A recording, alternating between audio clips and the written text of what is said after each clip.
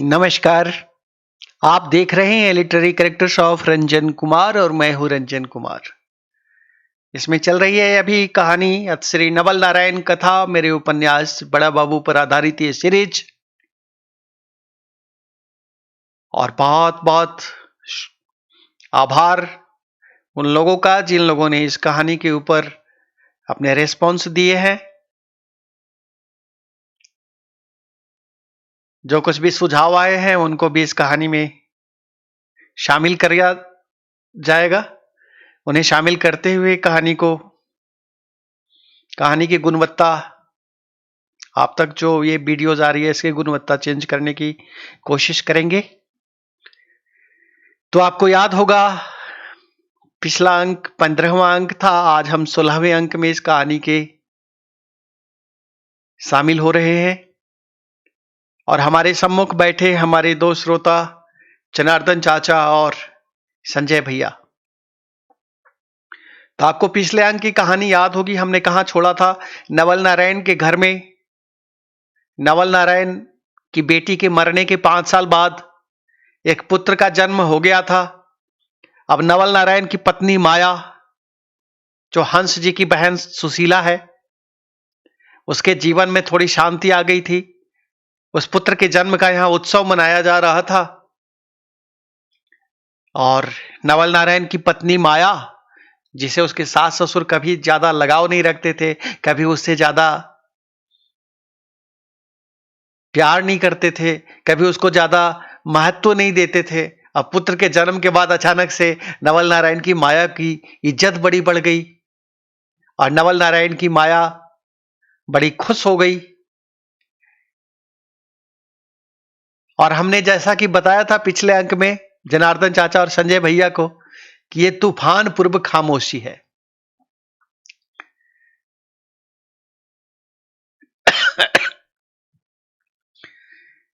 तो जनार्दन चाचा और संजय भैया बड़े उत्सुक थे ये जानने के लिए कि तूफान पूर्व खामोशी क्यों है। और वहीं पे एपिसोड खत्म हो गया था और जाहिर सी बात है 15वां अंक था तो मैं लघु शंका दीर्घ शंका करने बाथरूम चला गया था। अब जब मैं लौट के आया हूं तो जनार्दन चाचा और संजय भैया आगे की कहानी जानने को उत्सुक हैं। और जब मैं लौट के आता हूं तो जनार्दन चाचा और संजय भैया एक स्वर से कहते हैं, कहानियां आगे का बताइए रंजन बाबू।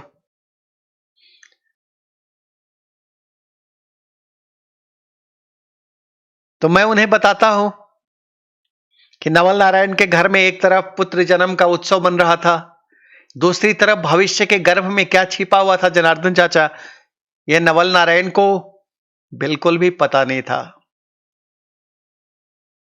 इसका अनुमान भी कतई नहीं था। और इस दुनिया की एक रीत है, अपने जवानी में, अपनी जुआवस्था में लोग अपने अहंकार में, पद के अहंकार में, धन के अहंकार में, और जिसके पास कुछ नहीं होता है फिर भी पता नहीं उसको भी कुछ अहंकार होता है। किस चीज का होता है तो उसे भी पता नहीं होता, लेकिन एक अहंकार फिर भी होता है। और यह इस कहानी में कई पात्रों के सम्मुख रख के मैं आपको आगे प्रमाणित भी करूंगा। तो उस अहंकार में आदमी को दूसरे की कोई बात ना भावनाएं समझ आती हैं, ना अच्छाई समझ आती है, और न ही ये समझ आता है कि दूसरा कोई जो कह रहा है वह भी सही सही हो सकता है। तो इस कहानी के जितने किरदार हैं इनके माध्यम से आगे आपको प्रमाणित करेंगे, चाहे वो हंस जी हो, चाहे कंस जी हो, चाहे नवल नारायण हो, चाहे नवल नारायण के पिता दत्त बाबू हो, और चाहे वो नवल नारायण की पत्नी माया।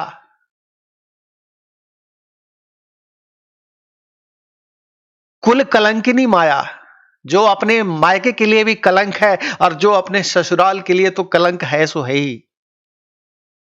व्यभिचारिणी स्त्री जिसको आप कहिए। हालांकि नवल नारायण भी व्यभिचार के उस्ताद हैं, लेकिन जब ऐसे आदमी को पत्नी भी ऐसी ही मिल जाए, व्यभिचार की पत्नी, वो भी एक व्यभिचारिणी, एक व्यभिचारी की पत्नी, और वो भी वैसी ही बड़ी व्यभिचारिणी। तो वहां पे तो इतिहास ऐसे लोगों को कभी माफ नहीं करता, क्योंकि इस दुनिया में हर कर्म का परिणाम मिलता है, वो अच्छा किया हो या बुरा किया हो। और इनफैक्ट कर्म का ही परिणाम नहीं मिलता संजय भैया, आपके सोच का भी परिणाम मिलता है, क्योंकि जैसी आपकी सोच होती है, जैसी आपकी बुद्धि होती है, उसी के अनुसार फिर आपके कर्म परिवर्तित होते चले जाते हैं। और फिर ये कर्म एक दिन जब सजा देने पर उतारू होते हैं, तो दुनिया की कोई भी ताकत फिर बचाने की क्षमता नहीं रखती है। तो जनार्दन चाचा जैसा कि धार्मिक व्यक्ति हैं, तो उन्होंने कहा बिल्कुल सही कह रहे हैं रंजन बाबू। तो मैंने उनको बताया कि आगे इस कहानी में आगे की घटनाओं से मैं आपको प्रमाणित करूंगा जनार्दन चाचा। हंस जी, कंस जी, हंस जी की ये व्यभिचारिणी बहन और हंस जी के ये बहनोई नवल नारायण, नवल नारायण के पिता दत्त बाबू,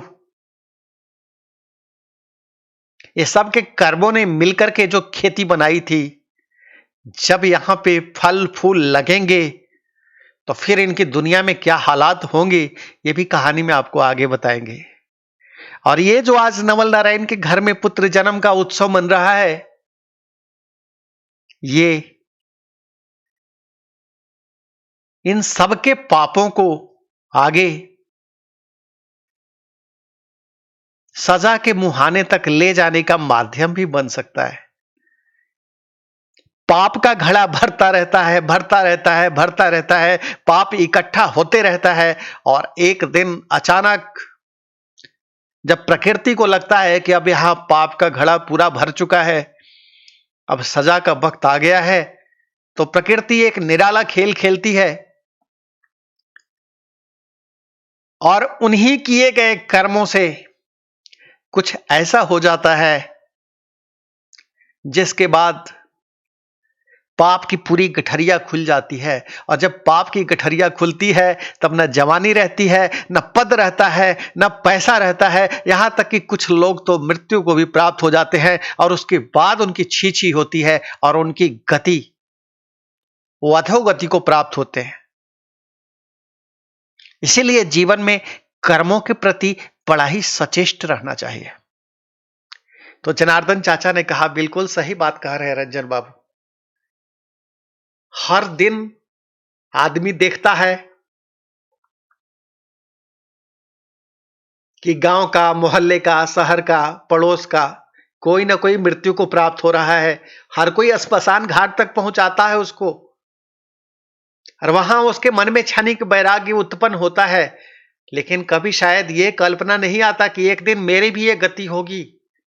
क्योंकि अगर जिसके मन में एक बार भी ये कल्पना आ जाए कि मेरी भी गति यही होने वाली है, तो वो फिर गलत क्यों करेगा। भाई की गलती, पुत्र की गलती, अपने परिवार की गलती, परिवार के किसी दूसरे सदस्य की गलती, सबकी गलतियों को नजरअंदाज करने का, सबकी गलतियों को सहेजने का और सबको बचाने का क्या जरूरत है इसकी। लेकिन लोग ये करते रहते हैं। तो मैंने कहा बिल्कुल जनार्दन चाचा, लोगों की जिंदगी इसी काम में गुजर जाती है, लेकिन उनको इस दुनिया में किस हेतु जन्म मिला था यह समझ में नहीं आता। इस जीवन का एकमात्र उद्देश्य है सही के साथ खड़े रहो और गलत का विरोध करो। जहां अन्याय होता दिखे, वहां जितना तुमसे संभव है न्याय के लिए, न्याय की हक की आवाज को उठाओ। लेकिन ये लोग भूल जाते हैं, और जब भूल जाते हैं तो ये भी भूल जाते हैं कि एक दिन समय तुम पर भी हंसेगा, और एक दिन तुम्हें समय सजा के मुहाने पर जिस दिन ला करके खड़ा करेगा, उस दिन तुम्हारे पक्ष में, तुम्हारे हक की आवाज उठाने वाला कोई नहीं होगा। और महाभारत बड़ी शिक्षा देता है हमें इसमें। इतने बड़े बड़े योद्धा, इतने बड़े बड़े ज्ञानी महापुरुष हस्तिनापुर की सभा में द्रौपदी का चीरहरण होते जिन्होंने देखा था, महाभारत के अंत ने उनका अंजाम सुनिश्चित किया कि इनके क्या हाल हुए। सबके सब मिट गए। सबके किए हुए हजारों अच्छे कामों के ऊपर वो एक पाप भारी पड़ा, जिन्होंने उनका नाश सुनिश्चित किया। अगर वो दुर्योधन के पक्ष में खड़े नहीं होते, और सिर्फ पक्ष में खड़े होने की ही बात नहीं थी, अगर वो उस सभा में उस दिन मौन नहीं रहे होते, क्योंकि बहुत सारे लोग कहते हैं मैं पक्ष में नहीं खड़ा हूं, अन्ना मैं भी पक्ष में खड़ा हूं, मुझे तो कोई वास्ता ही नहीं है। तो वक्त ऐसे निरपेक्ष लोगों को भी बख्शता नहीं है, क्योंकि अगर आपके सामने कुछ अधर्म हो रहा है, कुछ पाप हो रहा है, तो आपकी जिम्मेदारी है उस अधर्म को रोकने का, उस पाप को रोकने का। और अगर आप रोकने में समर्थ नहीं हैं, तो कम से कम उसके खिलाफ आवाज उठाने का। और अगर आप इससे चूक जाते हैं, तो महाभारत अपने आप में एक बहुत बड़ा प्रमाण है कि गंगा पुत्र भीष्म जैसों को यहां पे नहीं छोड़ा जाता। उन्हें भी बाणों की सया पर ये कर्मों की सजा लेटने को विवश करती है, जिन्हें इच्छा मृत्यु का वरदान था, जिन्होंने दुनिया में पता नहीं कितने पराक्रम किए थे, लेकिन द्रौपदी के चीर हरण के वक्त मौन रहना, सिर्फ ये एक पाप ने उनको ये सजा दी थी, जिसने उन्हें जुगों जुगों तक इस धरती पर लानत खाने को विवश किया है। सिर्फ उस एक कर्म ने, जहां पे उनको बोलना चाहिए था, वो मौन रह गए। तो क्या कभी उन लोगों ने कल्पना की है कि जहां हजारों खताओं के ऊपर तुम मौन रह जाते हो और बैठ करके उनका सपोर्ट करते हो, तुम्हारा अंजाम क्या होगा? तो संजय भैया बोले, बिल्कुल रंजन बाबू, आप बिल्कुल सही बात कह रहे हैं। आज अगर हंस जी की दुर्गति हो रही है, हंस जी को हम दोनों बैठ के लानत भेज रहे हैं इस कहानी को सुन करके, और हंस जी आज जिंदा भी नहीं है। इसीलिए उस दिन हमने कहा था रंजन बाबू कि हंस जी के इतने ज्ञान का क्या फायदा हुआ दुनिया में। हंस जी नीच भी कम नहीं थे, नीचता में भी हंस जी के कोई कमी नहीं थी। तो हमने कहा अभी संजय भैया, अभी और भी कहानी जानना बाकी है। कुछ लोग कहते हैं मरे हुए लोगों को लानतें नहीं भेजनी चाहिए, लेकिन मैं इसके बिल्कुल भी खिलाफ हूं। जिसने जो जैसा किया है उसे बिल्कुल भेजा जाना चाहिए, और उसके कर्मों के बारे में पर भरपूर चर्चा किया जाना चाहिए, ताकि आने वाले लोग, जो लोग जिंदा हैं, उनको तो सबक मिल सके। और जैसा कि संजय भैया आपने कहा था, हंस जी पाखंडी नंबर 1 थे, इसमें कोई शक नहीं है। हंस जी का पूरा जिंदगी एक पाखंड की परिभाषा है। और आज जो नवल नारायण के घर में पुत्र जन्म का उत्सव बन रहा है, इससे जुड़ी हुई अभी हंस जी की कथा जब सामने आएगी, तब आपको समझ में आएगा कि आज हंस जी को अगर लानतें जा रही हैं, तो इसी के लायक थे। इस दुनिया में सबको वही मिलता है जिसका वो हकदार होता है। और बात चल पड़ी है हंस जी के पाखंड की, तो क्या बताओ, हंस जी बहुत बड़े ज्ञानी थे, विद्वान थे, इसमें कोई शक नहीं। लेकिन मैंने आपको पहले बताया था, जो आदमी पूरे गांव में भाई भाई का झगड़ा सुन के हंसता था, पूरे गांव वालों को लानतें भेजता था, कहता था भाई भाई झगड़ा करने की चीज है, हम अपने भाई को देखो, अपने बेटा से ज्यादा मेरा पुत्र नहीं है, मैं अपने बेटे की तरह पाल रहा हूं। तो उसी हंस जी की हमने वो गति बताई थी कि उसी भाई ने उनकी क्या गति करी थी, जिस भाई के ऊपर वो बड़ा गर्व करते हुए और अपने भाई के प्रेम के लिए, अपने प्रेम के लिए भाई के प्रति गर्व करते हुए वो पूरे गांव वालों के ऊपर हंसते थे। तो जनार्दन चाचा बोले ये बिल्कुल गलत काम था रंजन बाबू। अगर दूसरा कोई गांव वाला भाई भाई झगड़ा कर रहा है और उसके बीच कोई समस्या है, तो गांव का बड़ा बुजुर्ग और ज्ञानी महात्मा पुरुष होने के नाते उनको बीच में पढ़ करके उसकी बात समझ करके वहां न्याय का फैसला करना चाहिए था। मैं बोला बिल्कुल जनार्दन चाचा, एक पढ़े लिखे की गति यही होनी चाहिए। लेकिन हंस जी को अपनी विद्वता पर, अपने भाईचारा पर, अपने भाई के प्रति प्रेम पर इतना घमंड था और अपने खुद के बड़प्पन पर इतना घमंड था कि वो सबके ऊपर हंसते थे, कहते थे ये देखो इनका भाई का प्रेम, भाई भाई में लड़ाई नहीं होना चाहिए। तो समय ने हंस जी को दिखाया कि कंस तुम्हारी वो दुर्गति करेगा, तुम्हारी ही खाएगा, तुम्हारे ऊपर ही पलेगा। और तुमने उस कंस को, जिसको कुछ भी पाने की योग्यता नहीं थी, उसको तुमने डॉक्टरेट की डिग्री दी है कुकर्म करके। वो इस लायक नहीं था। तो आने वाली पीढ़ियां हंस जी के घर में जो पैदा हुई, वो 4 लाइन अंग्रेजी बोलने के लायक नहीं रही।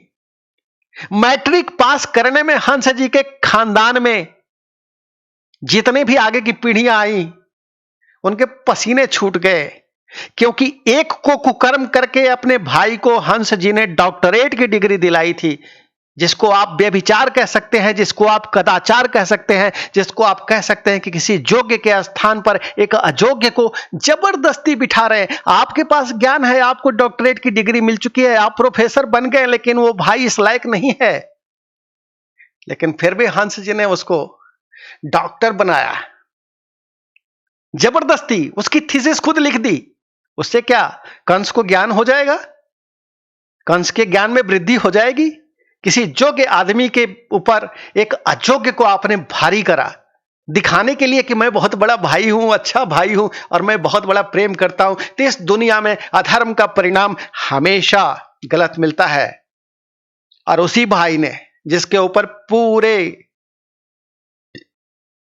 जीवन हंस जी हंसते रहे दूसरों के ऊपर कि भाई भाई कोई लड़ने की चीज है, और उनकी अंत में गति ऐसी आ गई थी कि वो मुझसे बात करने से मना कर दिए थे, क्योंकि हमने हंस जी से ये सवाल पूछ लिया था। मैं चुभते हुए, सुलगते हुए सवाल पूछने में बिल्कुल महारत रखता हूं जनार्दन चाचा, क्योंकि मैंने बातचीत के क्रम में एक दिन हंस जी को पूछ लिया था, भाई भाई के प्रेम पर आप बहुत हंसते थे और आज आपको बहुत सारी शिकायतें हैं अपने भाई से, कहां गया आपका वो प्रेम और कहां गया आपके भाई का वो प्रेम? तो हंस जी कहते हैं, काहे आप हमारे दुखते जख्म पर, दुखती हुई रग पर हाथ रख रहे हैं? तो हमने कहा रखा जाना चाहिए, क्योंकि ये जरूरी है। क्योंकि आपको कभी हंसी आती थी ना, ऐसे ही कोई भाई तंग करता होगा अपने भाई को उस पचनामा गांव में, तब आप हंसते थे, पूरे गांव में एक मंडली बिठा करके कहते थे भाई भाई कोई लड़ने की चीज है?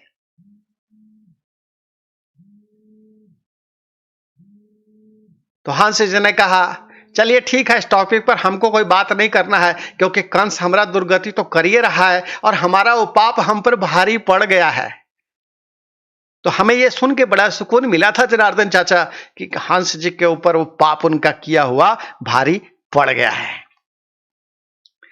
तो संजय भैया बोला बिल्कुल सही कह रहे हैं रंजन बाबू, इस दुनिया में कर्म कभी किसी को नहीं छोड़ता है, और इसीलिए आज हम लोग हंस जी को लानतें भेज रहे हैं, क्योंकि हंस जी का कोई भी कर्म जो उन्होंने अच्छा किया होगा उसके बारे में उनको अच्छा मिल गया होगा। लेकिन आप जितना बता रहे हैं कि एक पारिवारिक माहौल में उनका जो एक अलग चेहरा और चरित्र था, वो चरित्र तो किसी भी तरह से इज्जत देने के लायक नहीं है। ऐसे पढ़े लिखे से बढ़िया वो मूर्ख आदमी है, जिसको काला अक्षर भैंस बराबर है, जिसके पास कोई ज्ञान नहीं है, लेकिन वो भी न्याय के लिए खड़ा हो जाता है। वो भी कम से कम दूसरों का मजाक नहीं उड़ाता है, दूसरों के ऊपर हंसता नहीं है, और कम से कम ऐसा घिनौना काम तो नहीं ही करता है कि अपने अयोग्य भाई को डॉक्टरेट बनवा दे, कुछ और बनवा दे। तो मैंने कहा संजय भैया बिल्कुल सही बात है, इस दुनिया में जो कोई भी मन से कुछ कहता है, कर्म से कुछ कहता है और अपने वचन में कुछ रखता है, हृदय में कुछ रखता है, मनसा वत्सा कर्मणा, अगर वो एक नहीं है तो उसे इसकी कीमत दुनिया में चुकानी पड़ती है। आपको मन वचन और कर्म से अगर एक होना पड़ेगा, और मैंने अपनी एक कविता में लिखा है जनार्दन चाचा कि अगर आप मन वचन और कर्म से एक नहीं हैं तो आप पाखंडी हैं।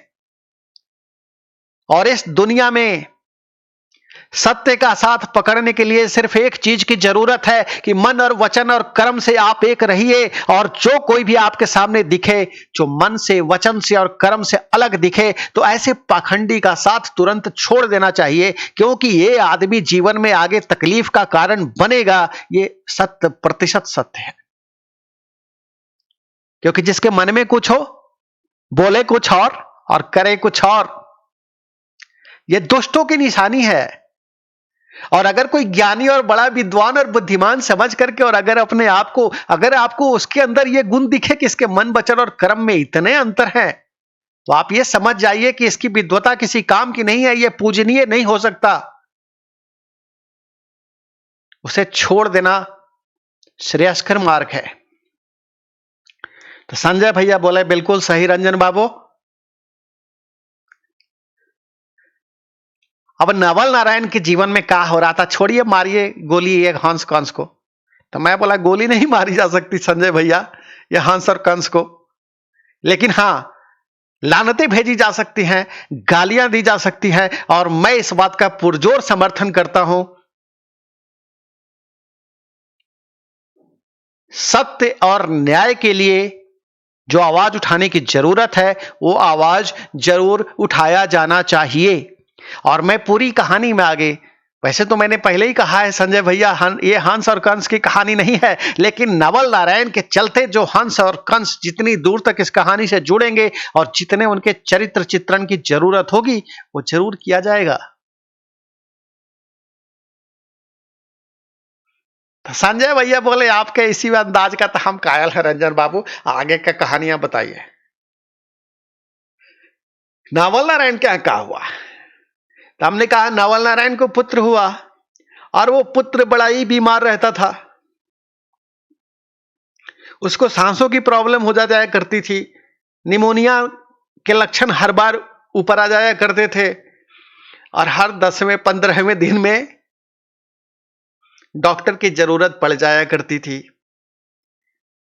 और चूंकि ये इस बार पुत्र था, पिछली बार नवल नारायण की पुत्री मर गई थी, आपको याद होगा, उसका इलाज किसी ने नहीं करा था। लेकिन चूंकि इस बार ये पुत्र है, इसलिए दत्त बाबू भी दौड़े दौड़े अरवल चले जाते हैं। दत्त बाबू की पत्नी भी साथ में जाती है। नवल नारायण तो अपनी पत्नी के साथ उस बच्चे को लेकर अरवल जाते ही हैं। जैसे ही थोड़ी सी समस्या बढ़ेगी, बस पूरा परिवार लेकर के अरवल पहुंच जाता है बच्चे को। और इस प्रकार उस बच्चे की चिकित्सा अरवल के एक डॉक्टर की निगरानी में चलती है। जैसे ही कोई समस्या आती है तो तुरंत सभी हड़बड़ा करके, तुरंत, क्योंकि उनको डर है, वो बेटी नवल नारायण की मरी है ना, उसका कोई गम इनको नहीं है, लेकिन ये बेटा ना मर जाए, ये कुल का तारण पैदा हुआ है, खानदान को तारने वाला, लेकिन वो पैदा ही बीमार हुआ है। बहुत सारी बीमारियां लेके पैदा हुआ है, कभी सांस की प्रॉब्लम, कभी बुखार, कभी निमोनिया, कुछ ना कुछ समस्याएं उस बच्चे के साथ लगातार लगी रहीं। और इस बीच में नवल नारायण के साथ एक और बात होती है। गांव के पोस्ट ऑफिस में नवल नारायण की नियुक्ति एक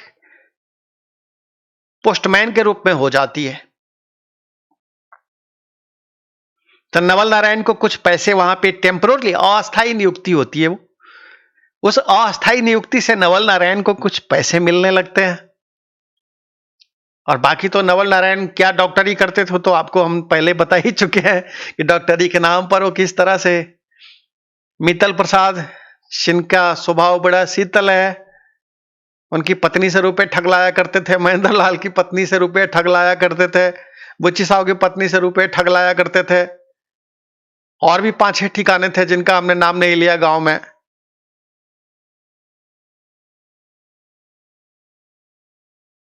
तो गदाईपुर गांव में कई मोहल्ले थे, भाराव पर, पाका पर, रजपुटोला,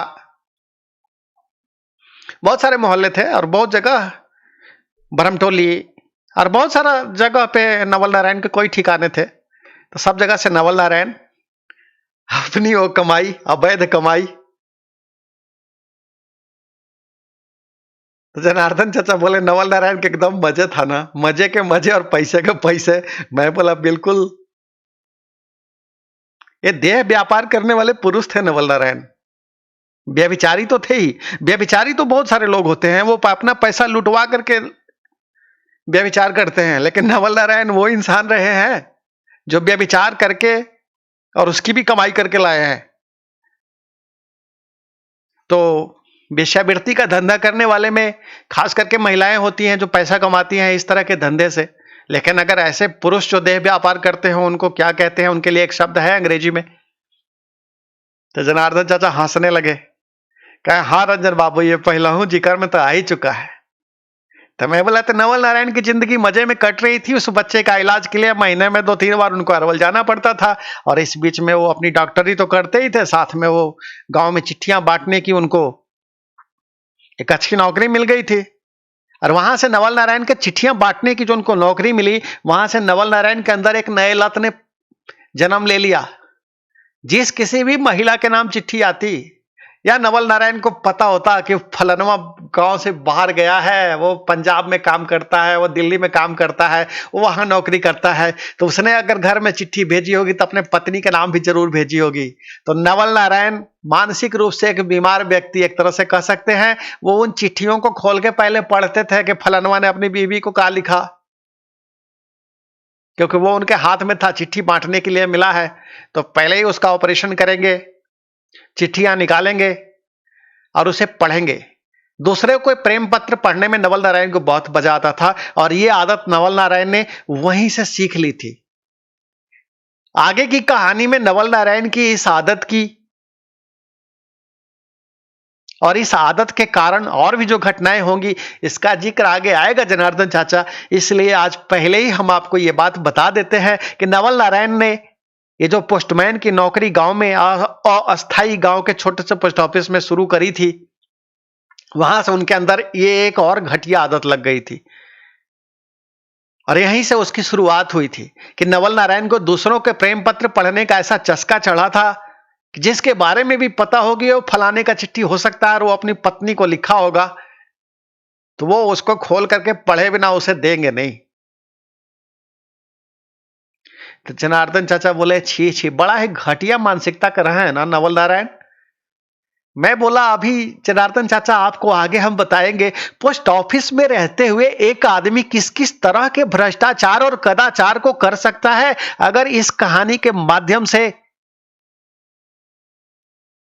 पोस्टल डिपार्टमेंट के बड़े बड़े अधिकारियों को यह पता लग सके कि नीचे लेवल पर किस किस तरह के भ्रष्टाचार व्याप्त है, जो मैं आगे इस कहानी में बताऊंगा कि नवल नारायण किस किस तरह के भ्रष्टाचार किया करते थे और कैसे कैसे कदाचार में लिप्त थे पोस्ट ऑफिस में, तो कम से कम पोस्ट ऑफिस के डिपार्टमेंट में कुछ सुधार हो जाएगा।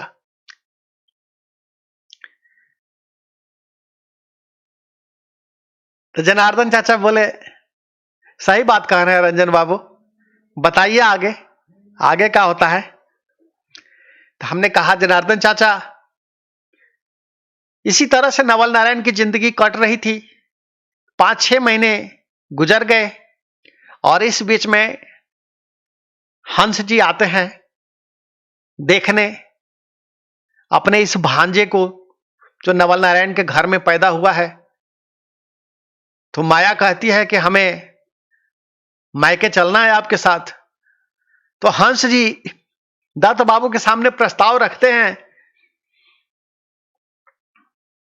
कि वो जो सुदीन सधाने वाला बात है जिसका जिक्र पहले भी आया था जब नवल नारायण की बेटी हुई थी,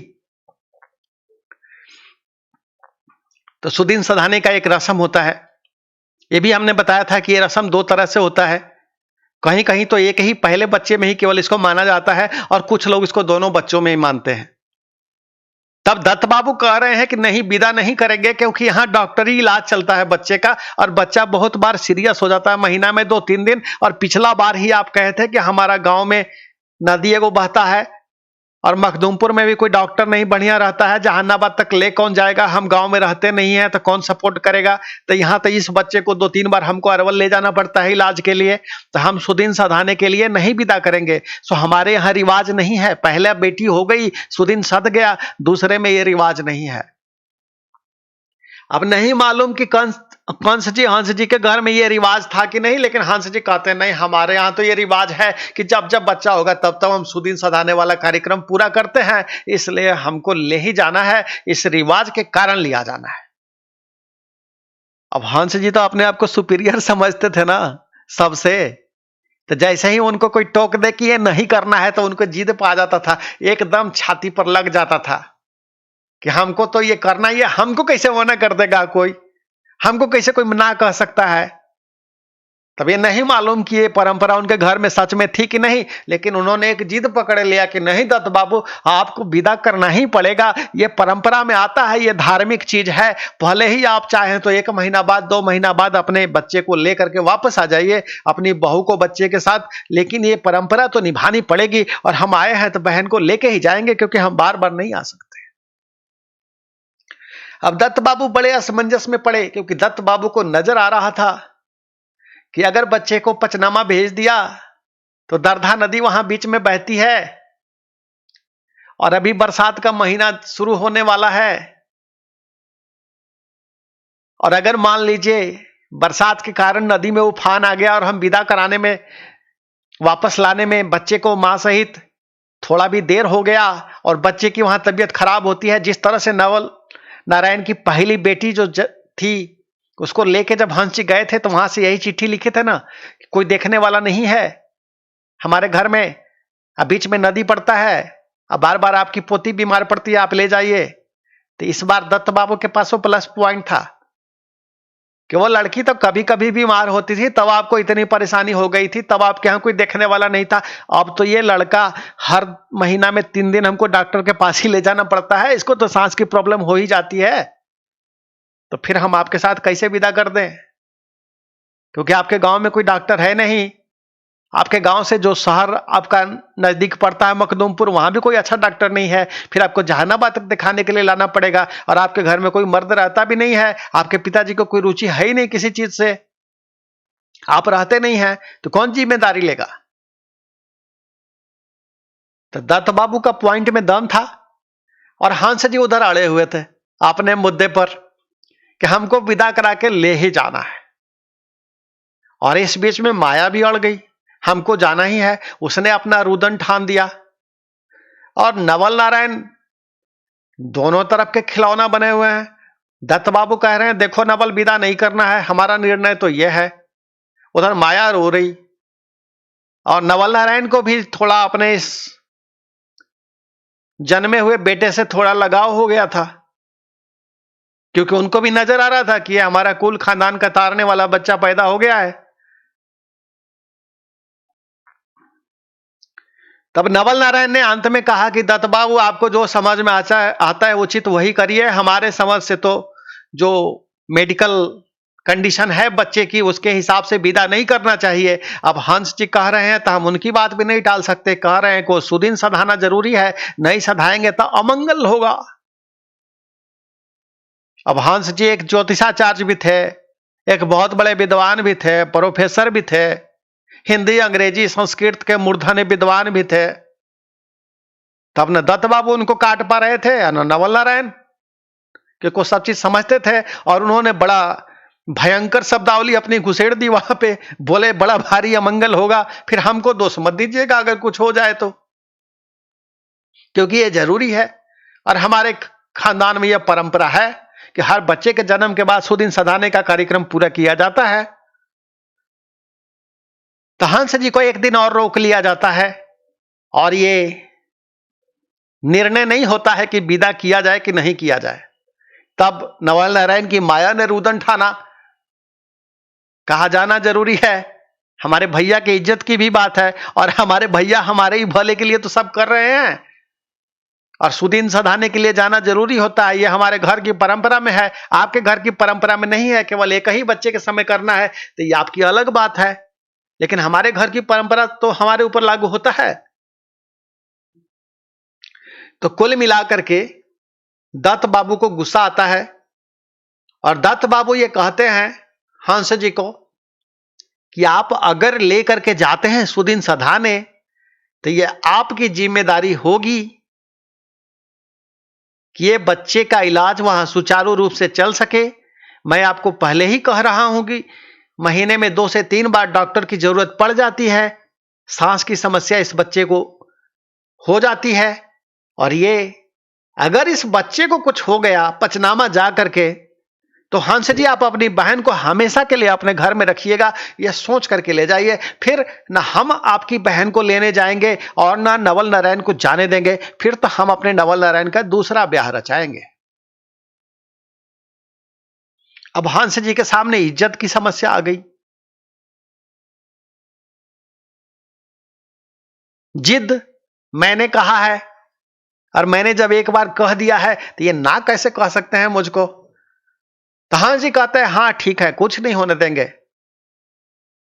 लेकिन हम अपनी बहन को विदा करा के ले जाएंगे। तो दत्त बाबू नहीं चाहते थे कि हम विदा करें, नवल नारायण भी नहीं चाहते थे कि जाएं, लेकिन माया चाहती थी नवल नारायण की कि हम जाएं, अपने भैया के साथ बच्चे के साथ सुदिन सदा करके आए। क्योंकि सुदिन का लोभ नहीं था, माया को किस चीज का लोभ था आपको पता है कि वहां संजय भैया बोला बिल्कुल सही रंजन बाबू। और माया क्यों मायके बार बार जाना चाहती थी नवल नारायण की, ये तो समझ में आता ही है। हमने कहा जनार्दन चाचा, इसी ऊहापोह में जब दत्त बाबू ने ये निर्णय अपना आधा अधूरा दे दिया कि अगर आप ले जाते हैं तो आपको ये जिम्मेदारी लेकर के ले जाना पड़ेगा, तो हंस जी वहां पूरी जिम्मेदारी ले लेते हैं, कहते हैं कि हम कुछ नहीं होने देंगे।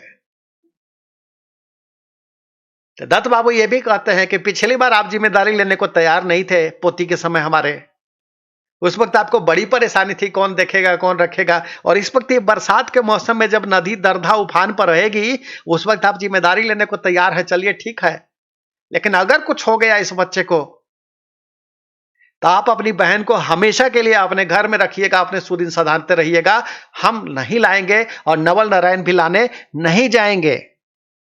और अगली बार विदा कराने नवल नारायण जाएंगे, मैं और चंद्रदीप साव नहीं जाएंगे। या तो आप खुद अपनी बहन को यहां पहुंचा जाइएगा सुदिन पूरा कराने के बाद।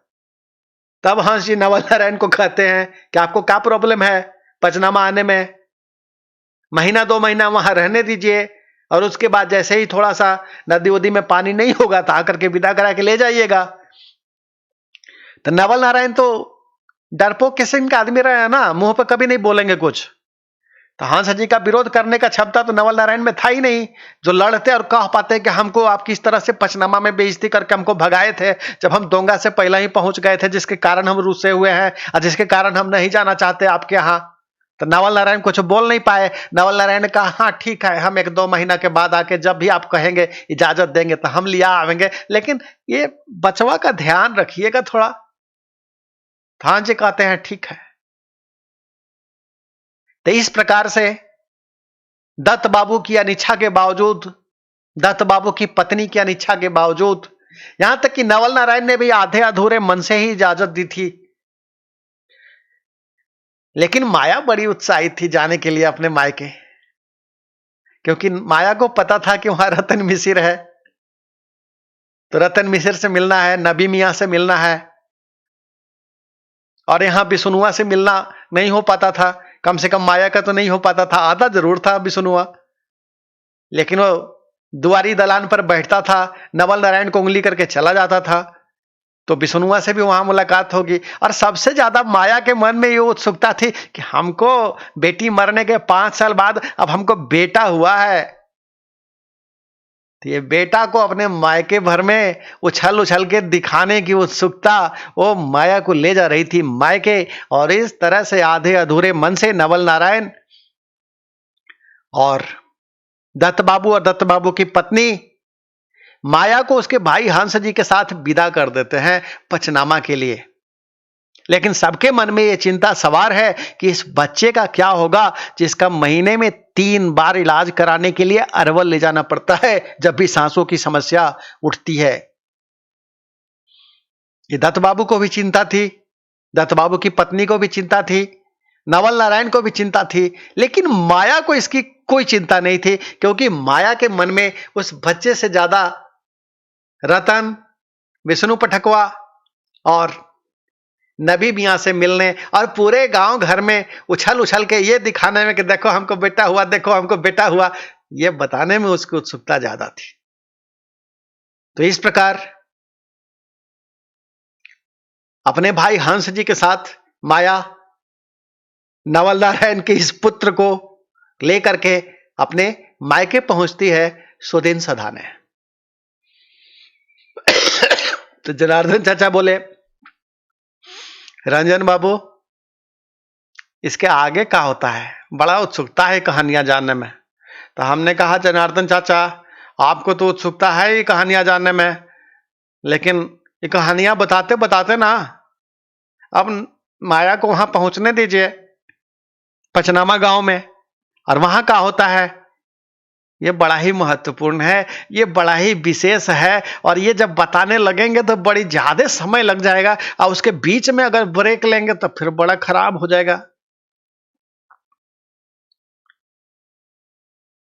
तो संजय भैया कहे हम समझ गए, आप ये एपिसोडवा खत्म करेंगे और 10 मिनट के बाद बाथरूम से आके बतावेंगे ना। तो हमने कहा संजय भैया आप तो ऐसे ही बहुत समझदार हैं, तो थोड़ा प्रेशर उशर खत्म कर लिया जाए और अब ये एपिसोडवा को खत्म मान लीजिए। तो संजय भैया बोले हंस जी लाना था, कंस जी लाना था, नवल नारायण तुझको लाना था। जान रहे थे ना नवल नारायण कि तुम्हारे बेटे को 3 बार महीने में जाके जरूरत पड़ता है इलाज का, तैयो भेज दिया।